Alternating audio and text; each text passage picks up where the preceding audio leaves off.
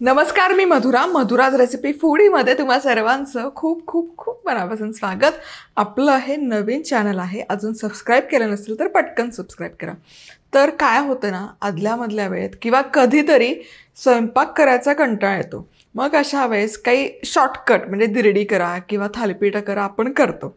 आता ही खमंग अशी थालीपीठाची भाजणी कशी करायची, 1 किलोच्या प्रमाणात कशी करून ठेवायची, या सगळ्या टिप्स सहित आपण ही रेसिपी बघणार आहोत. आपलं नवीन देखणं प्रॉडक्ट पण आलेलं आहे, व्हेजिटेबल चॉपर. यामुळे तुमच्या डोळ्यात पाणी न येता तुम्ही कांदा चुटकी सरशी चिरू शकता. कुठे ऑर्डर करायचा? madhurasrecipeclub.com वरून किंवा व्हॉट्सॲप नंबर देते स्क्रीनवर, तिथून ऑर्डर करू शकता. तर सगळ्यात आधी एक एक धान्य आपण कोरडं करून सुकवून छानपैकी खमंग भाजून घेणार आहोत. तर इथे 1 कप गहू घेते.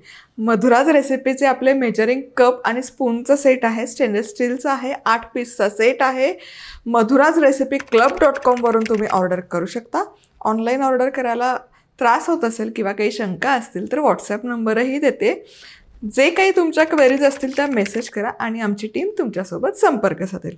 आता हे डायरेक्ट तुम्ही भाजून घेतलं काहीच हरकत नाही, पण हलकंसं त्यावर जर काही माती असेल, कचरा असेल, ते टाळण्यासाठी आपण काय करतोय, ओलसर असा इथे रुमाल आहे, यावर हे गहू घालायचे आणि हलकेसे पुसून घ्यायचे. म्हणजे जरा बरं पण वाटतं, अगदीच कच्चं धान्य वापरण्यापेक्षा हे स्वच्छ आहे ना करून घ्यायचं. म्हणजे त्यावर जर काही धूळ कचरा असेल तर ते या रुमालाला चिकटेल आणि धान्यही हलकंसं स्वच्छ होईल. आता हे गहू गरम तव्यामध्ये घालायचे आणि मध्यम आचेवर एकसारखे खमंग असे भाजून घ्यायचे. छान खमंग असे भाजले गेले पाहिजे. अजिबात मोठ्या आचेवर नका ठेवू, मध्यम आचेवरच भाजून घ्या. चला, आता गहू बघा 7-8 मिनिटं भाजलेत आणि पॉपकॉर्न कसे छान असे फुटतात तसे हे गहू छान इथे उडायला किंवा फुटायला सुरुवात झाली. आता हे भाजलेले खमंग भाजलेले गहू बाजूला काढूयात. आता हे डायरेक्ट परातीत पण काढू शकता, पण काय होतं ना, मग ती गरम वाफ त्यामध्ये राहते. ते टाळण्यासाठी अशी चाळणी घ्यायची, जेणेकरून गरम हवा आहे ती खालनं वरनं सगळीकडून निघून जाईल आणि याला पाणी नाही राहणार धान्याला. म्हणून मग असं चाळणीत काढून घेते आणि पसरवून घ्यायचं.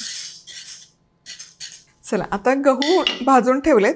1 कप तांदूळ. आता काय प्रमाणात काय काय घेतलं, ग्रॅम, वजनी, कपचे मेजरमेंट, हे सगळे सविस्तर लिस्ट येते व्हिडिओच्या शेवटी किंवा खाली डिस्क्रिप्शन बॉक्समध्ये. त्यामुळे व्हिडिओ निगुतीने बघा, साहित्याचं स्क्रीनशॉट काढून सेव्ह करून ठेवा. तर 1 कप तांदूळ. आता हे तांदूळ हे देखील आपण हलकेसे ओलसर कापडामध्ये असे पुसून घेणार आहोत आणि तव्यामध्ये. आता हे देखील तांदूळ आपल्याला खमंग असे भाजून घ्यायचे.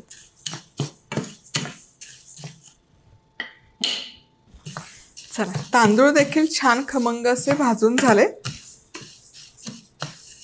हलकासा सोनेरी रंग तांदळाला आला आणि हलकेसे फुलले की हे देखील उचलूयात आणि या भाजलेल्या गव्हावर हे तांदूळ आपण घालून घेऊयात.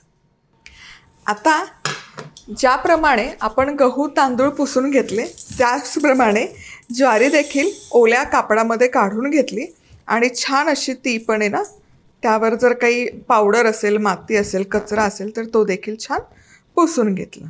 ही प्रोसेस पुसायची नाही केली तरी हरकत नाही, पण मी करते आहे. आता ज्वारी देखील मध्यम आचेवर खमंग अशी भाजून घेऊया. चला, ज्वारी देखील भाजून झाली आणि हे बघा, ज्वारीच्या जवळपास लाह्या फुटायला सुरुवात झाली आहे.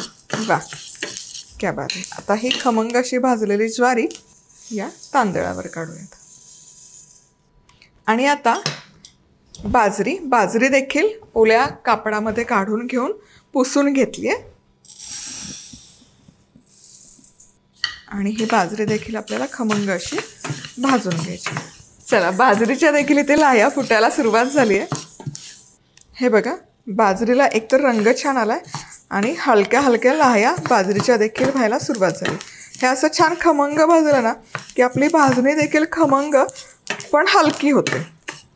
आता हे छान खमंग भाजलेल्या बाजरी आहे, या भाजलेल्या धान्यावर काढून घेऊया.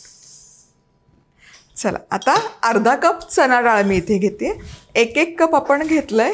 त्यामध्ये गहू 1 कप, तांदूळ 1 कप, ज्वारी 1 कप, बाजरी 1 कप. आता अर्धा कपच्या प्रमाणात पुढचे जिन्नस घेणार. फक्त पोहे 1 कप घेणार आहोत. चणा डाळ देखील रुमालामध्ये घालून, ओलसर रुमालामध्ये घालून मस्त पुसून घेतली. तर ही देखील भाजून घेऊयात. चणा डाळ देखील भाजून झाली. छान अशी खमंग भाजली गेली पाहिजे.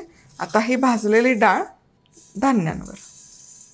आता चणा डाळ झाली की मूग डाळ पुन्हा अर्धा कप मूग डाळ ओलसर कापडात काढून स्वच्छ पुसून घेतली. आणि ही देखील छान भाजून घेतली. चला, मूग डाळ देखील खमंग भाजली आहे बघा. खरपूस अशी भाजून झालेली मूग डाळ ही भाजलेल्या धान्यांवर काढायची. आणि आता अख्खे हिरवे मूग घेतलेत, अर्धा कपच आहेत. हे देखील स्वच्छ असे करून घेतलेत ओलसर कापडामध्ये. हे देखील खमंग भाजायचे. चला, मूग पण भाजून झालेत, हिरवे मूग.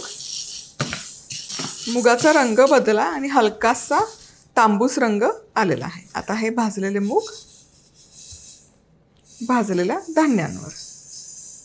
आता अगदी पाव कप इथे मी उडदाची डाळ घेते. आता इथे उडदाच्या डाळीऐवजी आहे ना, आता इथे उडदाची डाळ का घेते, कारण भाजणी कधी कधी फार भुसभुशीत होते. त्याला एक चिकटपणा यावा, एक संथ ते कणिक मळताना मळली जावी थालीपीठाची, म्हणून उडीद घेते. नाही घेतले तरी काही हरकत नाही, फक्त चिकटपणासाठी घेते. आणि हे देखील उडीद ओलसर कापडामध्ये घालून स्वच्छ पुसून घेतले. हेही भाजून घेऊया. चला, आता इथे उडीद देखील छान असे तांबूस रंगावर भाजून घेतलेत बघा. मस्त भाजले गेलेत आणि सुवास पण छान दरवळतोय. आता हे देखील भाजलेल्या धान्यावर. आता 1 कप पोहे देखील भाजून घ्यायचे. पोहे का आपण घेतोय, पोह्यांमुळे काय होतं ना, जेव्हा आपण थालीपीठ करतो ना, ती छान खमंग खुसखुशीत होतात. त्याला हलकासा क्रिस्प येतो. आणि तुम्ही दिवसभर जरी ठेवले ना तर त्याला वातूडपणा लागत नाही, किंवा ते वातूड चिवट नाही होत. चिवटपणा टाळण्यासाठी म्हणून इथे आपण पोह्यांचा वापर करतो. आणि पोहे खमंग असे भाजून घेऊया. चला, आता हे देखील खमंग असं भाजून झालेत पोहे. आता हे भाजलेले पोहे हे देखील भाजलेल्या धान्यावर.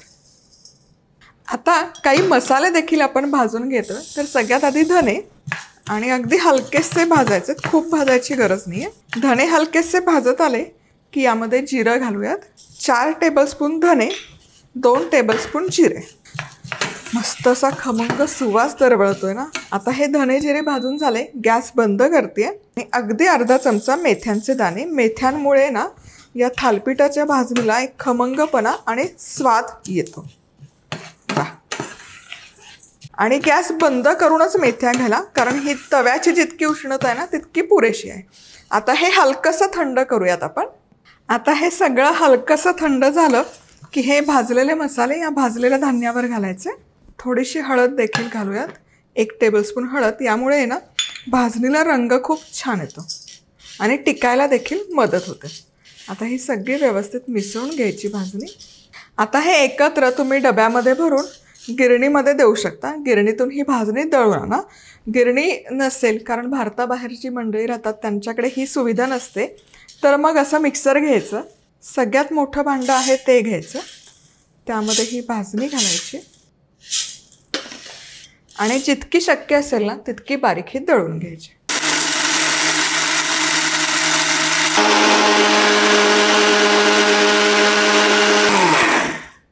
आहा हा, खमंग असा सुवास दरवळतोय. वा वा वा. बघा भाजणीला, बघा रंग सुरेख आलाय आणि टेक्स्चरही कमाल आहे. बरं, भाजणी ना खूप बारीक दळत नाही, हलकीशी रवाळच असते. हे बघा, अशी एखादी चाळणी घ्यायची किंवा गाळणी घ्यायची आणि यामध्ये घालून ही चाळायची. म्हणजे रवाळ असेल तर ते वर राहतं मिश्रण आणि खाली छान अशी भाजणी राहते आपली. हे बघा, मस्त. चला, आणि याच प्रकारे आता सगळी भाजणी मी दळून घेते. आणि हे घरी नाही केलं तरी चालेल, जसं मी सांगितलं गिरणीमध्ये दळून आणली तरी काहीच हरकत नाही.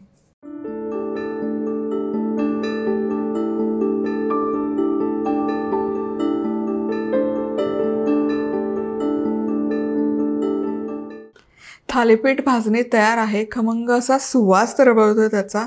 मस्त रंग आलाय. हळद घातली ना त्याचा रंग खूप छान येतो. आणि हळदीमुळे काय होतं ना, याला कीड, पोरकीड, जाळी, आळी लागत नाही. ही छान 6 महिने जरी ठेवली ना, अशीच जरी ठेवली तरी छान टिकते. अजिबात भुसभुशीत होत नाही किंवा जाळी आळी अजिबात लागत नाही. ही भाजणी वापरून तुम्ही हवं तसं हवं तेव्हा थालीपीठ करू शकता. भाजणीचे वडे करू शकता. थालीपीठ बाय मधुरा यूट्यूबवर सर्च केलं तर भाजणीच्या थालीपीठची रेसिपी तुम्हाला मिळून जाईल. रेसिपी आवडली तर लाईक, कमेंट, सबस्क्राईब. पुन्हा भेटूयात. तोवर मस्त राहा, खुश राहा, आनंदी राहा. सगळ्यात महत्त्वाचं खात राहा.